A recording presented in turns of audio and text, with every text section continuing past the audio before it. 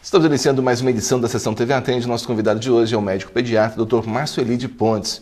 Dr. Marcioli, é um prazer recebê-lo aqui na Sessão TV Atende. Obrigado mais uma vez pelo convite. Dr. Márcio, a gente percebe que cada vez mais, em determinadas épocas, vem aparecendo a cachumba.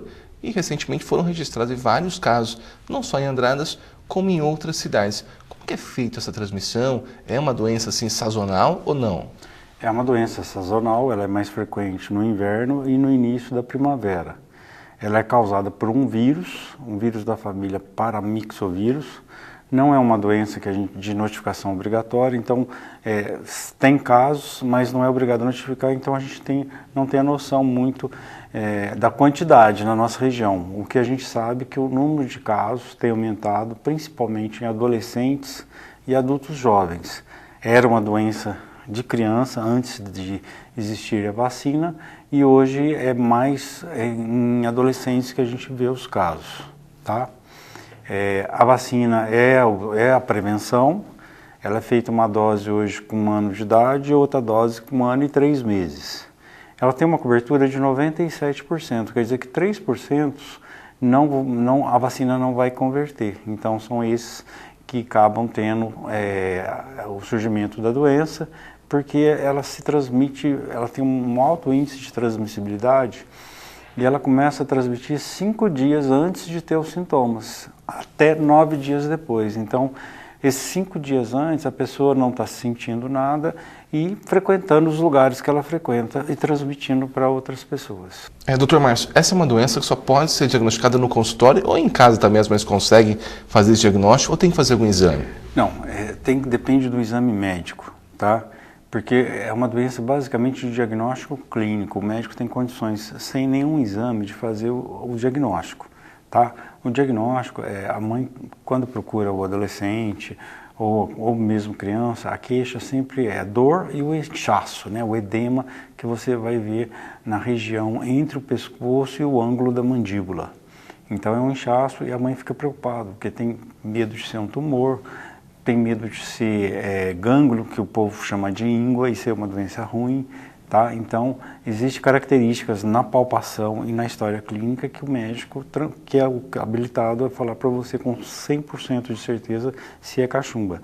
Tem casos que é duvidoso para a gente, aí a gente solicita alguns exames. Se for cachumba, qual que é a orientação?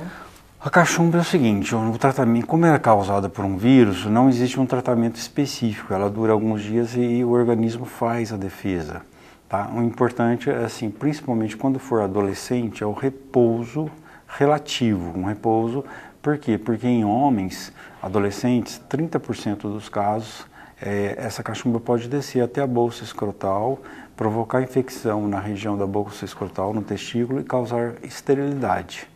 Em mulheres, 5% dos casos, adolescentes também, pode ir até o ovário e causar esterilidade.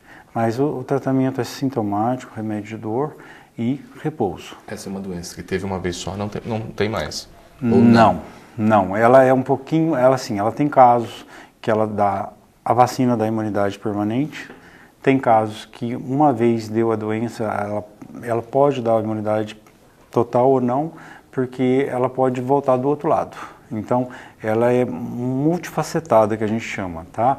Eu já tive casos de ter de um lado, sarou, e aí uma semana depois teve do outro lado. Então, ela pode, é raro, mas ela pode vir mais de uma vez, sim. Se veio mais de uma vez, é mais perigosa? Não é mais perigosa, tá? Comporta o tratamento é igual, tá? As complicações da cachumba são raras.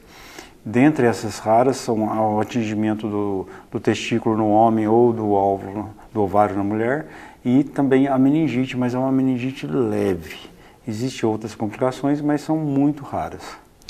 Se a uma mãe suspeitar que o filho está com a cachumba, procurar o médico? Procurar o médico, sim, porque é ele que vai ser capaz, está capacitado a fazer o diagnóstico, tá? E nos casos duvidosos, existem alguns exames que a gente pode solicitar para confirmar essa cachumba. No caso, essa mudança de criança para adolescente mais adulto preocupa?